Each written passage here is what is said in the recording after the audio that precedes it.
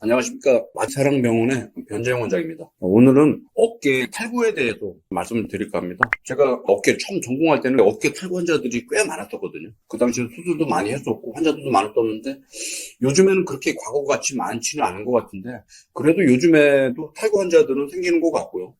또 개 중에는 치료가 적절히 안 되거나 방법이 잘못돼가지고 후유증을 겪는 환자들도 꽤 많이 보고 있어서 오늘은 어깨 탈구의 올바른 치료법에 대해서 소개를 드리려고 합니다. 어깨 관절은 상당히 불안정한 관절입니다. 지금 그림에서 보시는 바와 같이 골프 티에 있는 골프공과 같거든요. 골프 티 위에 있는 골프공은 조금만 건드려도 뚝 떨어지지 않습니까? 어깨 관절이 골프 티 위에 올려있는 골프공하고 똑같습니다. 옆에 보시는 것은 실제 어깨 관절의 모식도가 되는데 아래쪽에 좁은 견갑골의 관절하에 관절 운동 범위가 큰 상완 골투가 놓여있기 때문에 상당히 불안정한 관절이 되겠고요. 이 불안정한 관절을 보완하는 것이 관절을 싸고 있는 연골인 관절순과 관절순에서 뼈로 붙어가는 관절막에 의해서 보호가 되고 있는데 어깨 관절은 우리 몸에서 제일 운동 범위가 큰 관절이지 않습니까?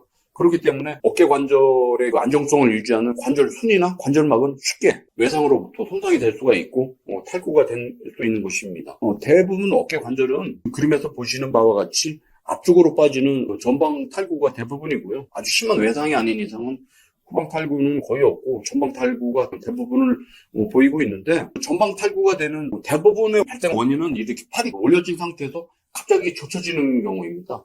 예를 들어 농구를 하는데 갑자기 팔이 몸싸움이 되면 젖혀지는 경우가 있지 않습니까? 이런 경우에 제일 쉽게 탈구가 되는 것 같고요. 그거 이외에도 낙상 사고가 됐든 아니면 사업장에서 산재 사고가 됐든 팔이 갑자기 젖혀지는 경우에 탈구가 되는 가장 흔한 원인이 되고 있습니다.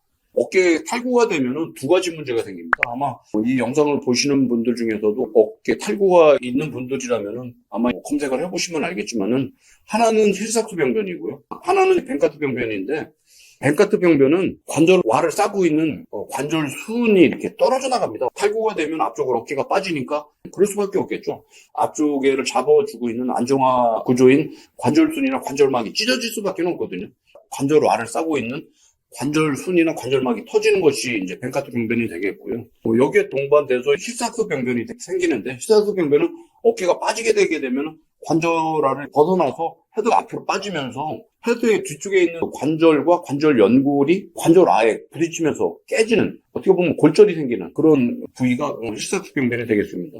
그래서 반복적으로 어깨가 탈구가 되면은 관절와도 마찬가지고 연골이 손상이면서 관절염이 2차적으로 오거든요. 그렇기 때문에 재발성 탈구가 되는 경우에는 수술적인 치료가 필요한 이유가 이런 걸로 인해서 반복적으로 관절와에 있는 연골이나 관절면이 손상이 오고 힐삭스 병변에 있는 관절에 연골 손상이 오면서 관절염이 이런 2차적인 통증이 오기 때문에 수술을 권하는 이유가 되겠습니다. 어깨가 탈구가 됐을 때 이제 중요시 판단해야 될 게 재발이 얼마나 되느냐가 사실 중요하거든요. 왜냐하면 재발이 많이 되면 될수록 수술이 필요한 환자가 되기 때문이겠죠. 그런데 보통 연령을 기준으로 해서 많이 따지는데 20대 미만의 어깨가 탈구가 된다면은 재발률이 아주 높습니다. 20대 미만이나 20대 전후 어깨가 탈구가 되면은 95% 이상 탈구 재발이 되는 거죠. 그렇기 때문에 이 연령대는 만성으로 가는 경우가 많은데 40대가 넘어가면서는 재발성 탈구가 그렇게 흔하지 않습니다. 재발성 탈구가 한 10% 정도 된다고 보고를 하고 있는데 재발성이 낮다고 해도 다 좋은 것은 아닙니다. 재발성이 안 되는 대신 어떤 문제가 올 수 있냐면은 보통 40대 이상의 중년에서 어깨가 탈구가 된다면은 앞서 말씀드렸던 그 벤카트 병변이 생기는 것이 아니고 어깨를 싸고 있는 회전근개가 파열되는 경우도 많고요. 그거 이외에도 골절이 되는 경우도 있고요. 장기적으로는 재활이 잘 안 되거나 치료가 잘 안 되는 경우에는 운동 범위가 제한이 오는 동결견이 흔하게 발생이 되기 때문에 재발이 낮은 중년 이후에 생기는 탈구라고 하더라도 수술적인 건 아니라고 하더라도 재활적인 치료가 필요한 이유가 되겠습니다. 이제 수술이 필요한 경우가 몇 가지가 있거든요. 첫째는 손상이 심한 경우입니다. 아주 심하게 손상이 되면서 벤카트 병변의 그 정도가 아주 심한 경우죠. 넓게 연골이 떨어지거나 아니면 위에까지 슬랩 부위까지 연골이 떨어지는 경우에는 재발로 갈 경우가 많기 때문에 이런 경우에 수술이 필요하겠고요. 탈구가 되면서 골절이 되는 경우가 있습니다. 이런 경우에도 수술이 필요하고요. 또 탈구가 되면서 회전근개, 심줄이 같이 파열이 되는 경우도 수술이 필요하게 되겠습니다. 그거 이외에도 운동을 하는 운동선수나 아니면 내가 비록 이제 어깨가 탈구가 됐지만 운동을 하고 싶다. 이렇게 적극적으로 스포츠 활동이나 레저 활동을 하고 싶은 사람들도 수술이 필요한 경우가 되겠습니다. 이제 수술법에 대해서 소개를 해드리려고 하는데 가장 흔하게 이루어지고 있는 어깨 탈구의 수술법이 단순 봉합술이 되겠습니다. 지금 그림에서 보시는 것이 단순 봉합술의 50도가 되는데 단순 봉합술은 저는 현재는 사용을 하지 않고 있습니다. 그 이유는 뭐냐면은 단순 봉합술을 하게 되면은 장기적으로는 재발도 잘 되는 것 같고 또 하나는 그림에서 보시는 바와 같이 이 매듭과 실이 관절 사이에 놓이게 되니까 움직이게 되면은 상완 골주에 있는 연골하고 충돌이 되고 마찰이 되면서 연골 손상이 오고 통증도 오고 나중에는 재발이 되는 그런 것을 과거에 경험하다 보니까 수술법을 요즘에는 매트리스 봉합술을 아니면은 다프 봉합술을 주로 하고 있습니다. 매트리스 봉합술이라는 것은 어떤 것이냐면은 각각의 실을 각각 그 관절순을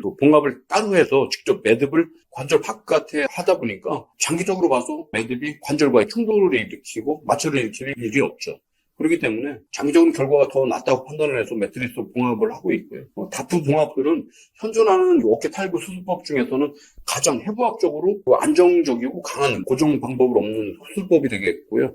단순 봉합이 됐든 매트리스 봉합이 됐든 사실 실제 봉합을 하는 부위는 관절 손하고 관절막하고 뼈하고의 밀착은 사실 없게 되는데 다프 봉합을 하게 되면은 이중으로 나사를 안쪽과 바깥쪽에 받고 위에 매듭을 형성을 하기 때문에 봉합을 하는 연골 부위가 직접 뼈에 컨택트가 됩니다. 그렇기 때문에 상당히 안정적이고 강하고 힐링이 되면은 나중에 재발이 아주 낮은 치료법이 되겠고 기술적으로는 어렵지만 상당히 좋은 수술법이 되겠습니다.